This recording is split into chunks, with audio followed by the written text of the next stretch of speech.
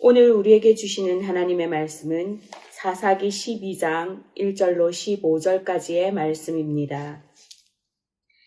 에브라임 사람들이 모여 북쪽으로 가서 입다에게 이르되 내가 암몬 자손과 싸우러 건너갈 때에 어찌하여 우리를 불러 너와 함께 가게 하지 아니하였느냐. 우리가 반드시 너와 내 집을 불사르리라 하니 입다가 그들에게 이르되 나와 내 백성이 암몬 자손과 크게 싸울 때에 내가 너희를 부르되 너희가 나를 그들의 손에서 구원하지 아니한 고로 나는 너희가 도와주지 아니하는 것을 보고 내 목숨을 돌보지 아니하고 건너가서 암몬 자손을 쳤더니 여호와께서 그들을 내 손에 넘겨주셨거늘 너희가 어찌하여 오늘 내게 올라와서 나와 더불어 싸우고자 하느냐 하니라.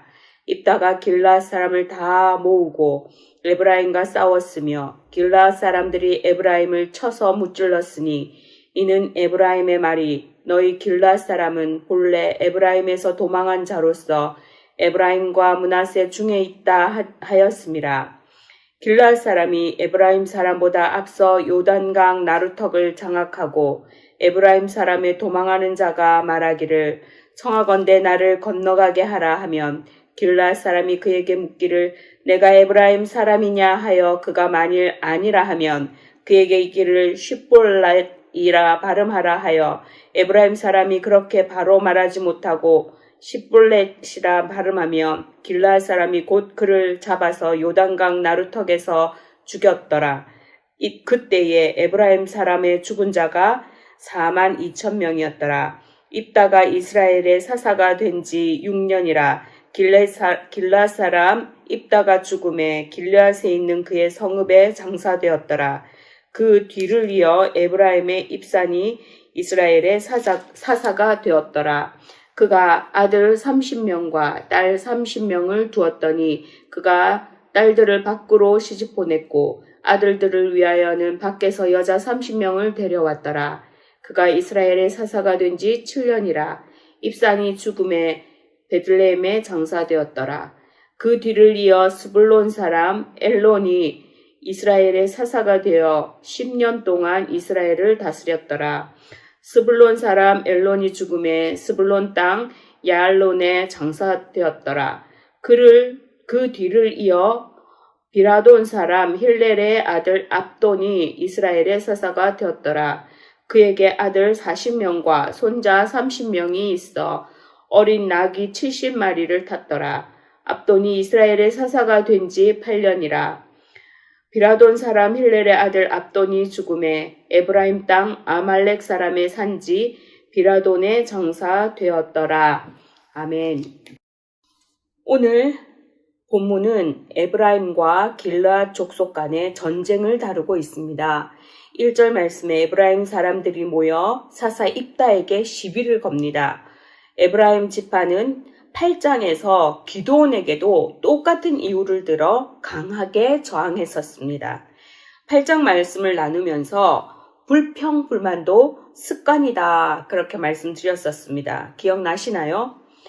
8장에서 에브라임 사람들은 미디안과 싸우러 갈 때 왜 우리를 부르지 않았느냐고 시비를 걸었습니다. 그때 기드온은 그들에게 내가 한 일이 어찌하여 너희랑 비교되겠느냐. 너희가 나보다 낫다. 우쭈쭈 해서 노여움을 풀고 화평케 했었습니다. 그런데 오늘 에브라임 사람들은 암몬 자손과 싸우러 갈 때 왜 우리를 부르지 않았느냐고 또 시비를 걸고 있습니다. 기드온에게 시비를 걸 때도 헤게모니 즉 주도권의 문제였듯이 오늘 입다에게도 이 시비를 거는 것도 똑같은 이유에서입니다. 입다가 암몬 자손과의 싸움에서 승리를 거두자 11장 11절에 백성들이 입다를 자기들의 머리와 장관을 삼은지라 라고 말씀하고 있습니다. 이스라엘 사회에서 주도권을 행사하게 된 것입니다. 에브라임 사람들은 이에 시기가 난 것입니다. 그래서 하는 말이 뭡니까? 우리가 반드시 너와 내 집을 불사르리라 입니다. 얼마나 타락된 모습입니까? 마치 적군들과 싸우러 나가기라도 하듯이 때를 지어서 지금 와서 입다에게 다짜고짜 협박을 하고 있는 것입니다. 입다가 대답합니다. 2절에 내가 너희를 불렀다. 내가 너희 안 부른 거 아니다. 불렀다. 그러나 너희가 도와주지 않았다. 3절에 보니까 그래서 내가 니네가 도와주지 않아도 내가 전쟁에 나가서 목숨 바쳐 싸웠더니 여호와께서 암몬 자손을 우리에게 넘겨주셨다. 그런데 왜 여기 와서 행패를 부리냐. 지금 그러면서 그 입을 막아버립니다. 그리고 길르앗 사람들을 모아서 에브라임에 응징합니다. 4절 말씀에 보니까 길르앗 사람들이 에브라임을 쳐서 무찔렀다고 했는데 여기서 길르앗이 입다를 도와 에브라임을 친 이유가 나옵니다. 바로 에브라임의 말 때문이었습니다. 무슨 말입니까? 너희 길르앗 사람은 본래 에브라임에서 도망한 자로 에브라임과 므낫세 중에 있다. 이렇게 말합니다. 무슨 말이냐면 길르앗 사람들은 에브라임 지파에서 도망친 망명자들이다. 이런 말입니다. 길르앗 사람들은 에브라임과 므낫세 지파의 땅에 흩어져 사는 자들이다. 그런 사람들에 불과하다. 흩어져 사는 조무래기들에 불과하다. 이 말이지요. 근거 없는 말입니다. 길르앗 사람들을 무시하는 말인 것이지요. 길르앗 사람들을 자극해서 분노를 일으키기에 충분한 말입니다. 민수기 26장 29절 말씀에 보면 길르앗 사람들은 므낫세 지파의 한 분파로 마길의 아들 길르앗의 후손이지 에브라임 지파에서 떨어져 나온 사람들이 아니기 때문입니다. 길르앗 사람들이 당연히 열받겠지요. 그래서 입다를 도와서 에브라임 지파를 단단히 이제 응징합니다. 단호하게 응징합니다. 에브라임과 길르앗 족속 간의 전쟁이 시작되었는데 재미있는 장면이 나옵니다. 요즘에 뭐선 일이고 하는 유행어가 있는데 혹시 아시나요? 강호동 씨가 방송에서 경상도 사투리 쓰는 거를 이렇게 따라하면서 흉내내면서 하는 말입니다. 무슨 일이야? 라는 말이지요.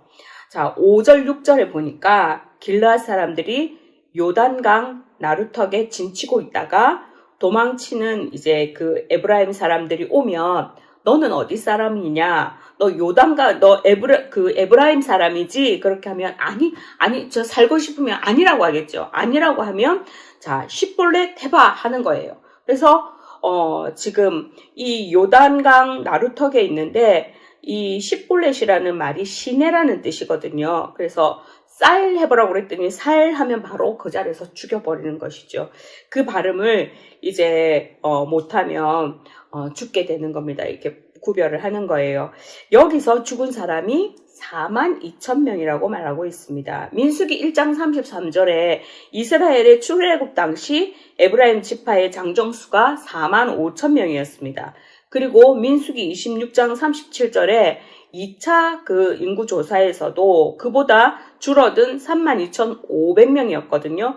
근데 그 이후에 지금 입다까지 한 300여 년의 시간이 흐르면서 인구가 어마무시하게 증가했다고 하더라도 42,000명이 죽임을 당하는 것은 거의 멸족에 가까운 일입니다.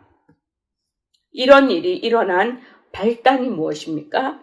주도권을 쥐겠다는 욕심, 남이 잘 되는 꼴을 볼 수 없었던 시기심, 다른 사람을 무시하는 교만함이었습니다. 가진 것에 정말 감사하지 못하면, 가진 것을 제대로 누리지 못하면 있는 것도 빼앗기게 되는 것입니다. 자족하지 않는 사람에게 평안함은 없습니다. 평강은 없습니다. 평안이 없으면 행복할 수 없습니다. 지금 우리가 처해 있는 상황은 감사보다는 불평을 하기 쉽습니다.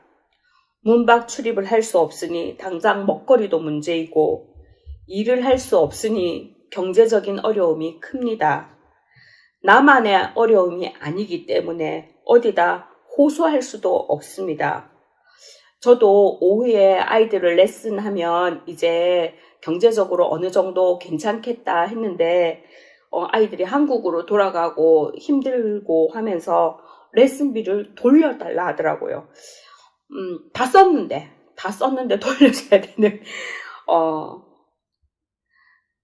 다 마찬가지로 어려움을 겪고 있습니다. 그러나 오늘도 에브라임 지파를 통해 성경의 진리를 우리는 다시 한 번 더 확인하게 됩니다. 디모데 전서 6장 6절에서 9절까지의 말씀입니다. 그러나 자족하는 마음이 있으면 경건은 큰 이익이 되느니라. 우리가 세상에 아무것도 가지고 온 것이 없음에 또한 아무것도 가지고 가지 못하리니 우리가 먹을 것과 입을 것이 있은즉 족한 줄로 알 것이니라. 구하려 하는 자들은 시험과 올무와 여러 가지 어리석고 해로운 욕심에 떨어지나니 곧 파멸과 멸망에 빠지게 하는 것이라. 우리가 자족함으로 우리는 어차피 가지고 온 것 없습니다.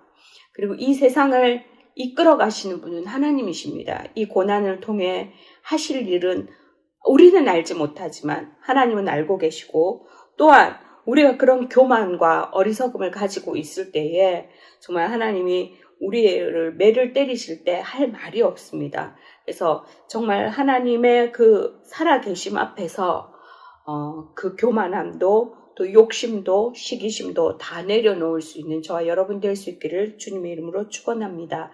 기도하시겠습니다. 때를 따라 비를 내리시고 햇살을 비추시는 아버지, 감사할 줄 모르고 불평하며 자기의 욕망과 욕심만 알고 남의 마음을 아프게 하고 무시하던 에브라임 지파의 모습에서 우리의 어리석음을 봅니다.